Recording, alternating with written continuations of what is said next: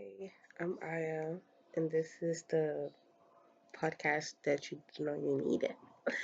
And here we just talk about life. We talk about life experiences. We talk about any and everything, an experience as a girl.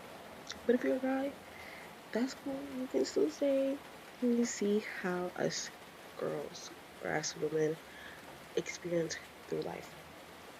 In today's video or today's episode, I want to talk about how you become what you grow up around.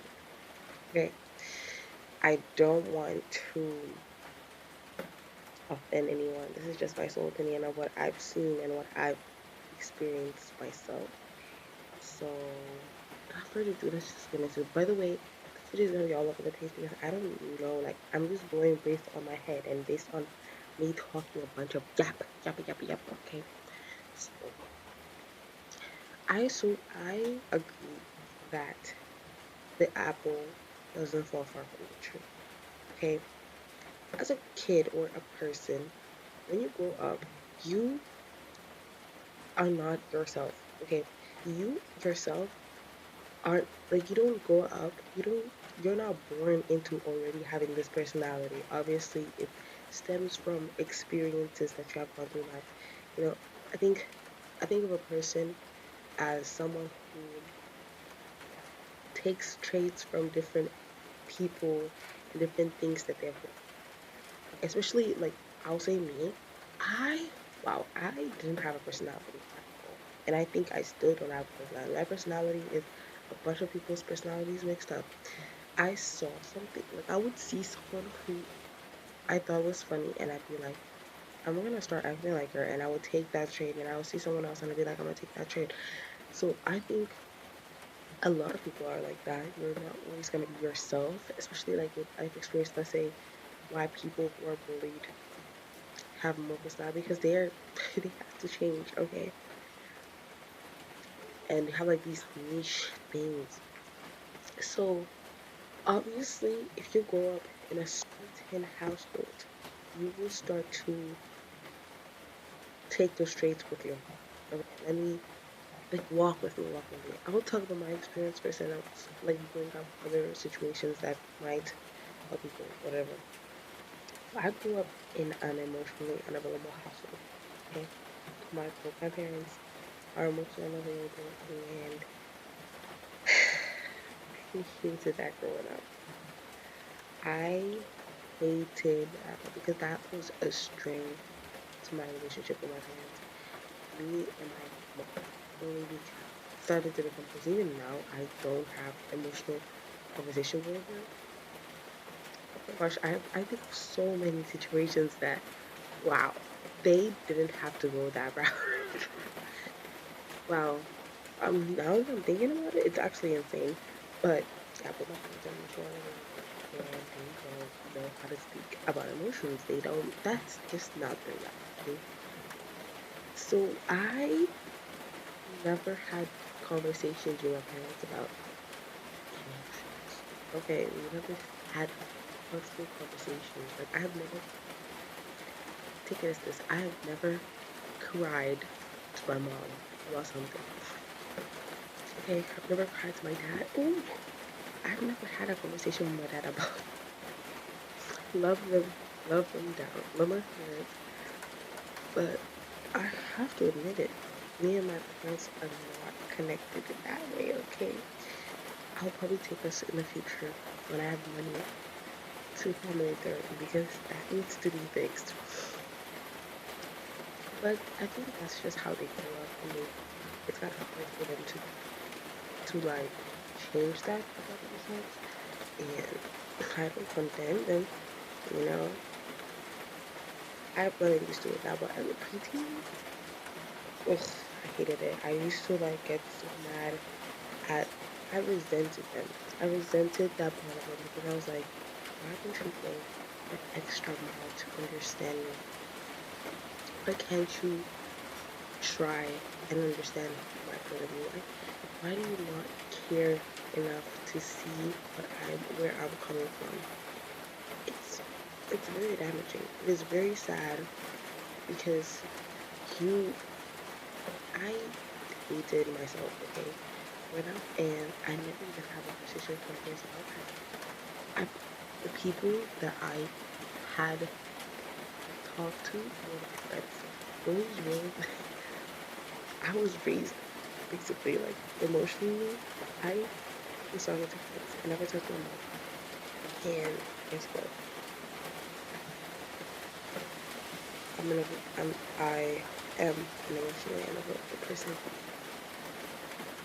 I have realized that just like recently, and I was like,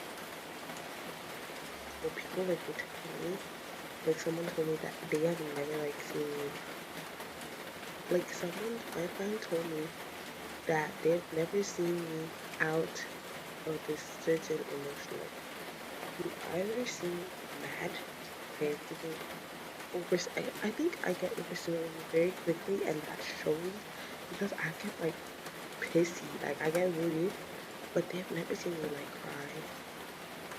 And I feel like there was this one time, like I was really going through it this year, and it showed teachers were asking me like, what the heck is wrong with me? Like, what's going on? It was showing on my grades. It was showing on me leaving. My friends were like, worried.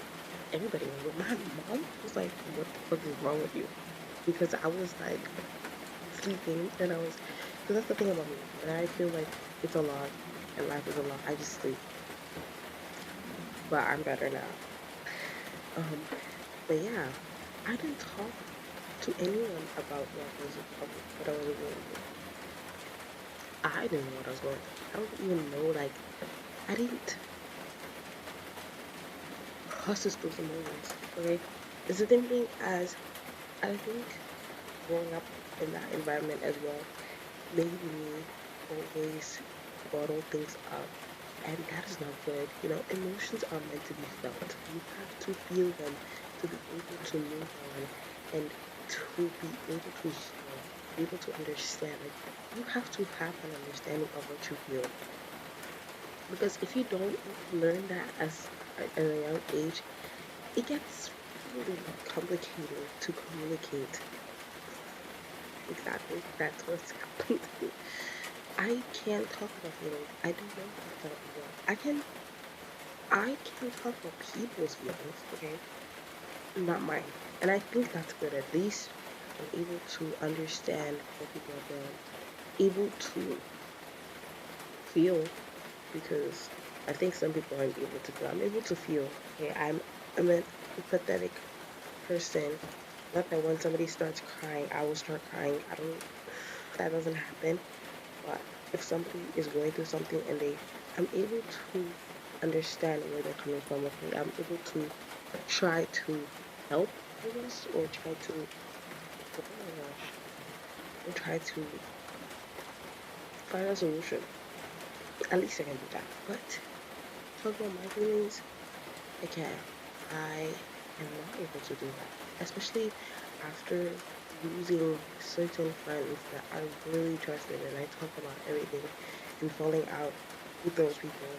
I shut down completely. I was like, if what's the point of building an emotional connection with someone platonic? Platonic or not, you need to be able to communicate. And I was like, what's the point? Now I think I'm starting to try to like at least tell my friends something because your friends are supposed to know certain things about you. Like, I would hate for my friend to like be asked, oh, like, have you like none of my friends now have seen me cry. Damn, they've never seen me cry. Wow. And I think there was also a moment where another thing that I would like to bring up from what I grew up with. I my mom never consoled me.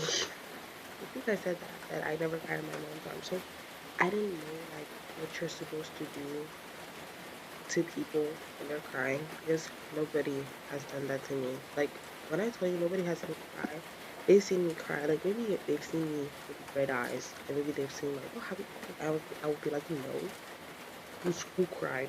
not me. It's so normal for me to do that. And it's very sad. I think it's being emotionally available is not a good trait. Not being able to talk about your emotions, not being able to feel those is so, it does destroy a lot of things. Like, for example, I don't feel a thing in a relationship right now because what if me and my partner get in a disagreement? What will I say if I don't know how to communicate what I'm feeling? I don't know what I get. I don't know what to think. And this is why I'm single. What am I not to say with all of that that I've brought all of my, not all my bringing, but that part, that aspect of my bringing, it has made me into an emotional avoidant person. Okay, because I'm not able to connect with people emotionally, I'm so avoidant. Like, I'm the most emotionally avoidant person ever. Like, it's the same thing. Emotionally unavailable and emotionally unavoidable is the same shit. Okay, as well as emotionally distanced. All of those aspects, I am that, and I need to fix that because that will get me to not have friends. Okay, I'm lucky to have friends now.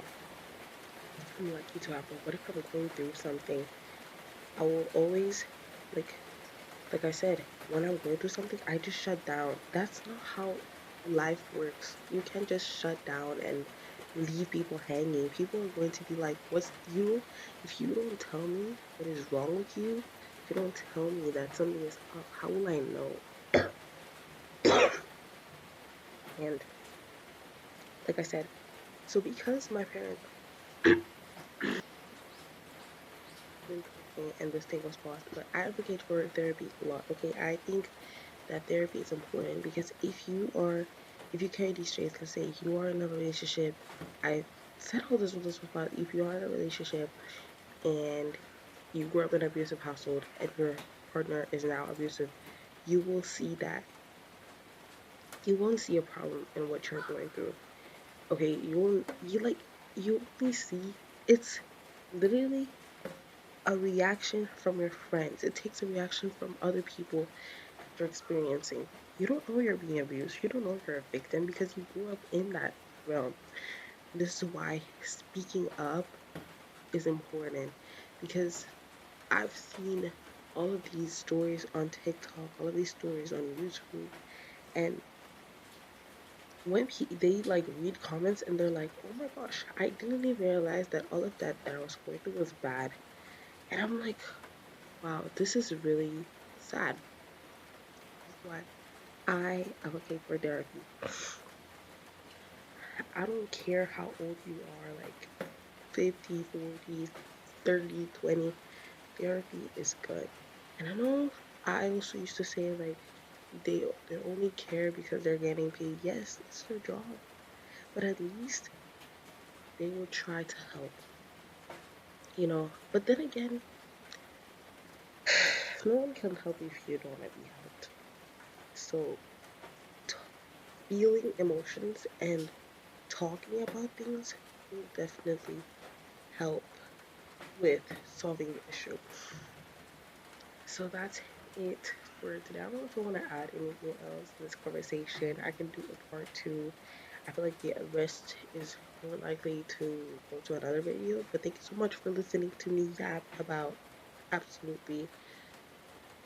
I think it's a very good conversation to have.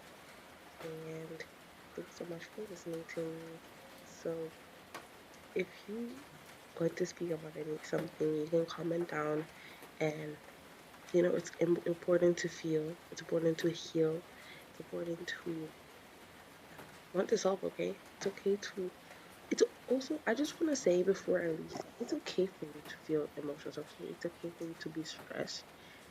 You are a person, people are supposed to feel. So just feel it, be in it. Don't bottle up your feelings. If you want to cry, cry. If you want to scream, scream.